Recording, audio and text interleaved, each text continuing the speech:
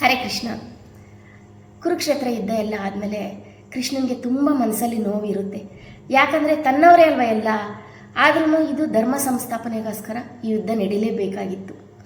ಸರಿ, ಎಷ್ಟೋ ಜನ ಬೈದರು, ಈ ಗಾಂಧಾರಿ ಅಂತ ಎಷ್ಟೋ ಜನ ಶಾಪ ಹಾಕಿದ್ರು. ಅವ್ರನ್ನೆಲ್ಲ ಕಳ್ಕೊಂಡಾಗ ಅವ್ರಿಗೂ ನೋವಿರುತ್ತೆ, ಶಾಪ ಹಾಕಿದ್ರು.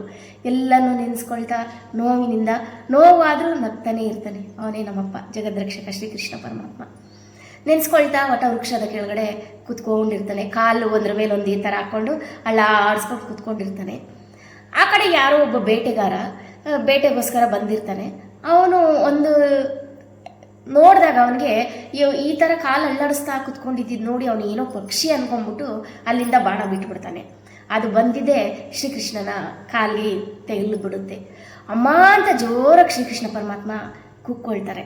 ಕೂಕ್ಕೊಳ್ದ ತಕ್ಷಣ ಆ ಬೇಟೆಗಾರನಿಗೆ ಭಯ ಆಗುತ್ತೆ. ಯಾರಿಗೋ ಹೊಡೆದ್ಬಿಟ್ಟಿದ್ದೀನಿ ನಾನು, ಇದು ಪಕ್ಷಿ ಪ್ರಾಣಿ ಅಲ್ಲ ಅಂತ ಹೇಳ್ಬಿಟ್ಟು ಓಡಿ ಬರ್ತಾನೆ. ಆ ಕಡೆಯಿಂದ ಬೇಟೆಗಾರ ಬಂದು ಅವನಿಗೆ ತುಂಬ ನೋವಾಗುತ್ತೆ. ಅಯ್ಯೋ ಪರಮಾತ್ಮ ಅಂತ ಹೇಳ್ಬಿಟ್ಟು ಏನು ಅಲ್ಲಿರೋ ಬಟ್ಟೆ ಕಟ್ತಾನೆ, ಅಂಗ್ಲ ಹಚ್ತಾನೆ, ಅಳ್ತಾನೆ.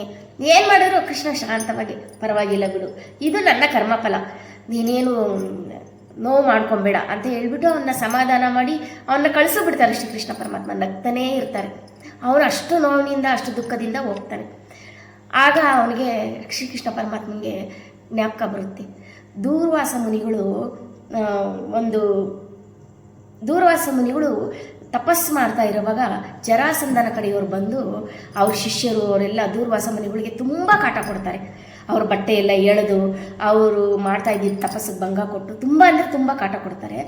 ಅಲ್ಲಿಂದ ಕೋಪ ಮಾಡ್ಕೊಳ್ತಾ ಬಂದ ದೂರ್ವಾಸ ಮುನಿಗಳು ಕೃಷ್ಣನ ಮಥುರಾಗೆ ಬರ್ತಾರೆ. ಕೃಷ್ಣ ಪರಮಾತ್ಮ ಅವ್ರು ಬಂದಿದ್ದ ತಕ್ಷಣ ಅವ್ರಿಗೆ ಎಲ್ಲ ವ್ಯವಸ್ಥೆ ಮಾಡಿ ಅವ್ರಿಗೆ ಪಟ್ಟೆ ಪೀತಾಂಬರ ಎಲ್ಲ ಕೊಟ್ಟು ಭೋಜನಕ್ಕೆ ಮತ್ತು ಅವ್ರಿಗೆ ಆಗಿದ್ದ ಶುಶ್ರೂಷೆ ಎಲ್ಲ ಮಾಡಿ ಅವ್ರನ್ನ ನೋಡಿಕೊಂಡು ಭೋಜನ ಬಡಿಸ್ತಾರೆ. ಊಟ ಮಾಡಿದಾದ್ಮೇಲೆ ದೂರ್ವಾಸ ಮುನಿಗಳು ಲಾಸ್ಟಲ್ಲಿ ಒಂದು ಮಾತಾಡ್ತಾರೆ. ಅಲ್ಲಿರೋರಿಗೆಲ್ಲ ಒಂಥರ ದಿಗ್ಭ್ರಾಂತ ಆಗುತ್ತೆ. ಏನು ಈ ಥರ ಅನ್ನಿಸ್ತೈತಿ. ಏನು ಹೇಳ್ತಾರೆ ಅಂದರೆ, ಅವರು ಊಟ ಮಾಡಿ ಬಿಟ್ಟಿದ್ದು ಎಂಜಲನ್ನು ನೀನೆಲ್ಲ ಮೈಗೆಲ್ಲ ಹಚ್ಕೋಬೇಕು ಅಂತ ಶ್ರೀಕೃಷ್ಣ ಪರಮಾತ್ಮನಿಗೆ ಹೇಳ್ತಾರೆ. ಶ್ರೀಕೃಷ್ಣ ಪರಮಾತ್ಮ ಏನು ಚಿಂತೆನೇ ಮಾಡದೆ ಆ ಎಂಜಲನ್ನೆಲ್ಲ ಮೈಗೆಲ್ಲ ಹಚ್ಕೊಳ್ತಾರೆ. ಎಲ್ಲರಿಗೂ ನೋವಾಗುತ್ತೆ, ಇವ್ರು ಈ ಥರ ಮಾತಾಡಿದ್ರಲ್ಲ ಅಂತ. ಮೈಗೆಲ್ಲ ಹಚ್ಕೊಂಡು ಕಾಲು ಮಾತ್ರ ಹಚ್ಕೊಳ್ಳಲ್ಲ. ಯಾಕಂದರೆ ಅವ್ರಿಗೆ ಅವಮಾನ ಮಾಡ್ದಂಗೆ ಆಗುತ್ತೆ ಅಂತ ಶ್ರೀಕೃಷ್ಣ ಪರಮಾತ್ಮನ ಮನಸ್ಸಲ್ಲಿರುತ್ತೆ.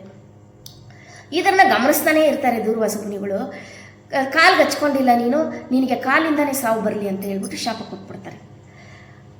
ಕೊಟ್ಬಿಟ್ಟು ಹೋಗ್ಬಿಡ್ತಾರೆ. ಆವಾಗ ಶ್ರೀಕೃಷ್ಣ ಪರಮಾತ್ಮ ಜ್ಞಾಪಕ ಬರುತ್ತೆ. ದೂರ್ವಾಸ ಮುನಿಗಳು ಕೊಟ್ಟ ಶಾಪ ಇದು ಕಾಲಿಗೆ ಬಂದು ತೆಗಲಿದೆ.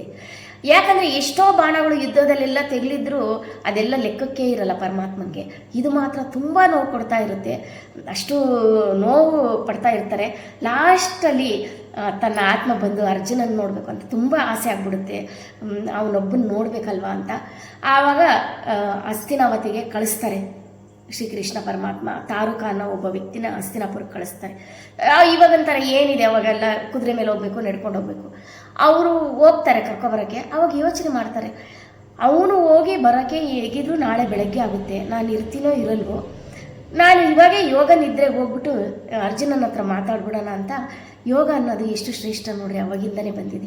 ಯೋಗ ನಿದ್ರೆಗೆ ಜಾರ್ಬಿಡ್ತಾರೆ ಶ್ರೀಕೃಷ್ಣ ಪರಮಾತ್ಮರು. ಯೋಗ ನಿದ್ರೆಗೆ ಜಾರಿದ ತಕ್ಷಣ ಅಲ್ಲಿ ಅರ್ಜುನ ಯಾಕೋ ಗೊತ್ತಿಲ್ಲ ಅವತ್ತು ತುಂಬ ಅವನಿಗೆ ನಿದ್ದೆ. ಹಾಗೆ ಕಣ್ಣಿಗೆ ಬಿಡ್ತಾನೆ, ಆದರೂ ಕಣ್ಣು ಎಳ್ಕೊಂಡು ಹೋಗ್ತಾ ಇದೆ. ನಿದ್ದೆ ಜಾರಿದ ತಕ್ಷಣ ಕೃಷ್ಣ ಬರ್ತಾನೆ ಕನಸಲ್ಲಿ. ಅವರಿಬ್ಬರ ಸಂಭಾಷಣೆ ನಡೆಯುತ್ತೆ. ಅವರಿಬ್ಬರು ಖುಷಿಯಾಗಿ ಮಾತಾಡ್ತಾರೆ. ಮತ್ತೆ ಕಣ್ಣು ಬಿಟ್ಟಿದ ತಕ್ಷಣ ತಾರುಕಾಸುರ ಬಂದಿರ್ತಾನೆ ಕರ್ಕೊಂಡು ಹೋಗುತ್ತಾನೆ. ಅಷ್ಟೊತ್ತಿಗೆ ಕೃಷ್ಣ ಅವರು ದೇಹ ತ್ಯಾಗ ಮಾಡಿಬಿಟ್ಟಿರ್ತಾರೆ. ಅರ್ಜುನ ಅಲ್ಲೇ ಕುಸ್ತು ಬಿದ್ದುಬಿಡ್ತಾನೆ. ಅವರೇ ನಮ್ಮ ಅರ್ಜುನನಿಗೆ ಕೃಷ್ಣನಿಗೆ ಎಷ್ಟು ಬಾಂಡಿಂಗ್ ಇರುತ್ತಂದರೆ ಅಷ್ಟು ಒಳ್ಳೆ ಬಾಂಡಿಂಗು. ಆವಾಗ ಅರ್ಜುನ ಅಲ್ಲೇ ಕುಸ್ತು ಬಿದ್ದೋಗ್ಬಿಡ್ತಾನೆ. ಈ ಕತೆ ನಿಮ್ಗೆ ಇಷ್ಟ ಆಗಿದರೆ ಒಂದು ಲೈಕ್ ಮಾಡಿ. ಜೈ ಶ್ರೀರಾಮ್.